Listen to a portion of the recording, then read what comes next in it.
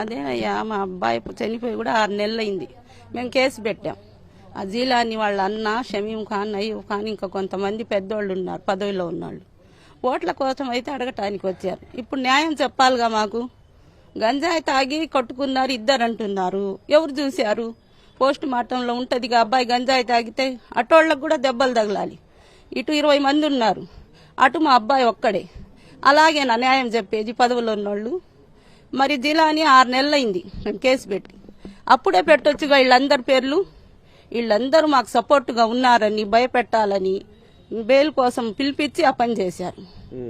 Police వాళ్ళు న్యాయం చేస్తామంటున్నారు. ఎంతవరకు న్యాయం చేస్తారు?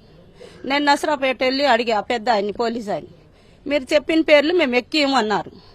మరి ఎక్కిన వాళ్ళు ఇప్పుడు లేని వాళ్ళ పేర్లు ఎలా ఎక్కించారు మీరు? అప్పుడుకప్పుడు ఆ జానీని అరెస్టు చేయాలిగా. మరి ఆయనగా అసలు ముద్దాయని మేము చెప్పింది. ఆ షమీం ఖాన్ డ్రైవర్ ఉన్నాడు, సాక్ష్యాలు ఉండయి, వాళ్ళని విచారించాలా, పిలిపిలా, ఎవరిని చేయకుండా మా అబ్బాయి ఒక్కడు పోరాటం చేస్తున్నాడు, పెద్ద అబ్బాయి. ఆ అబ్బాయిని బెయిల్ కోసమని పిల్లలందరినీ తీసుకెళ్లారు. ఆమంతా నా లోపలేశారే, అది న్యాయమా? ఎంతవరకు న్యాయం? ఏం చేస్తుంది ప్రభుత్వం? మీకు ఓట్లేసి గెలిపించింది ఎందుకు? నువ్వేం బయట ఆయన కాదుగా, నీ అమ్మటి చాలా మంది ఉన్నారు. ఎవరైనా ఒక్కటే నేను న్యాయం చేస్తాలని నువ్వు బయటకు వచ్చి చెప్పాలిగా. గంజాయి తాగి ఇద్దరు కొట్టుకున్నారని నువ్వు ప్రెస్ మీట్లో చెప్తున్నావే, నువ్వు తాగి మాట్లాడుతున్నావా మామూలుగా మాట్లాడుతున్నావా? సాక్ష్యాలు చూపి. తాగితే పోస్ట్ మార్టంలో ఉంటదిగా, మా అబ్బాయి కూడా తాగితే ఇద్దరు తాగి కొట్టుకున్నారు. ఆయనకు మరి అంత గీత కూడా పడలే అజీలానికి.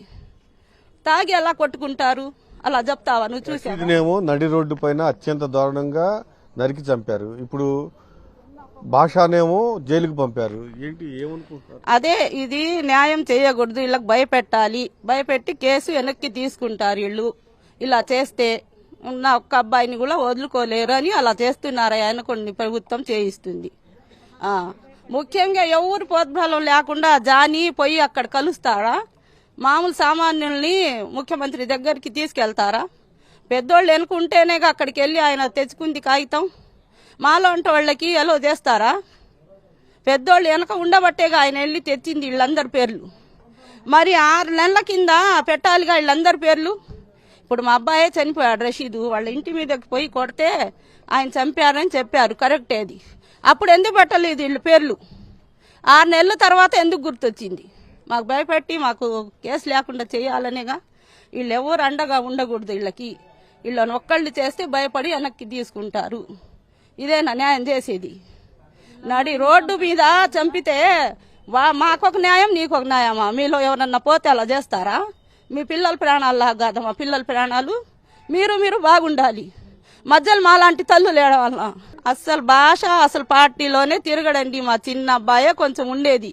ఇప్పుడు ఆ తమ్ముడు కోసం పోరాటం చేస్తున్నాడు 6 నెలల నుంచి మా అబ్బాయి, న్యాయం కోసం. అంతేగాని అసలు ఎవరిని అడిగినా మా పెద్ద అబ్బాయి అసలు తిరిగేవాడే కాదు. ఆయన డ్యూటీ ఏందో ఆయన ఏందో. ఉన్న పిల్లలందరూ నమాజీలు ఉన్నారు, ముక్తిలు ఉన్నారు. వాళ్ళందరినీ కూడా మాతో వచ్చారని ఒక్క కారణంతో వేశారు లోపల. అందరు చుట్టాలే, వాళ్ళని అని 30 మందిని ఇరికిచ్చి అలా చేశారు భయపెట్టి. ఎవరు అండగా ఉండకూడదు. భయపెడుతున్నారా? భయపెడుతున్నారు సార్.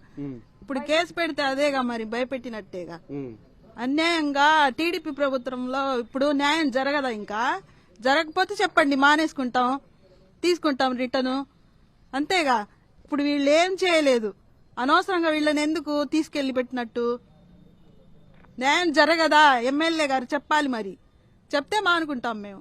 అదేగా, ఇప్పుడు ఆ తల్లికి ఏం జవాబు చెప్తారండి ఆయన ఎమ్మెల్యే గారు? ఇప్పుడు మీ కార్యకర్తలు వేస్తేనే మీరు గెలవలేదుగా, మేమందరం కూడా వేసాంగా ఓటు, మరి వేసాంగా.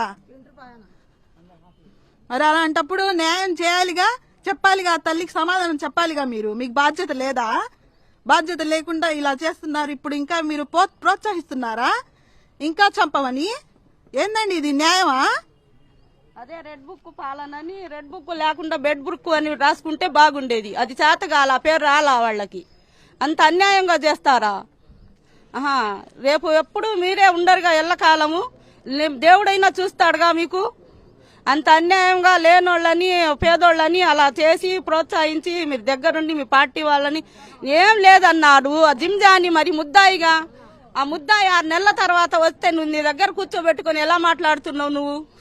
నా పార్టీ పేరు పోద్ది, నువ్వు ఎందుకురా నా దగ్గరకు వచ్చావని అడగాలిగా, అడగలేదు. జానీతో కూర్చొని మాట్లాడుతున్నాడు ఆ ఎమ్మెల్యే. మరి నీ ప్రోద్బలం లేకపోతే ఎలా వచ్చాడు ఆయన లోపలికి? వస్తాడా? జిమ్ జానేగా అసలు చేసిందంతా చేసింది. ఆయన్ని అరెస్ట్ చేయాలి, ఆ షమీంని, అయ్యూబ్ని, ఇంకా వెనకొన్నోళ్ళు ఇంకా 2-4 ఉన్నారు. వాళ్ళందరినీ తెచ్చి కూర్చోబెట్టండి. అప్పుడు మా పిల్లలమ్మటి అప్పుడు కూడా మేము నమ్ముతాం మాకు న్యాయం జరిగిద్దని. 6 నెలల కింద ఇచ్చిన కంప్లైంట్కి దిక్కు లేదు. ఒక్క రోజులో వేసిన దానికి మీరు తెచ్చి పెట్టారే, ఇది న్యాయమా మీకు?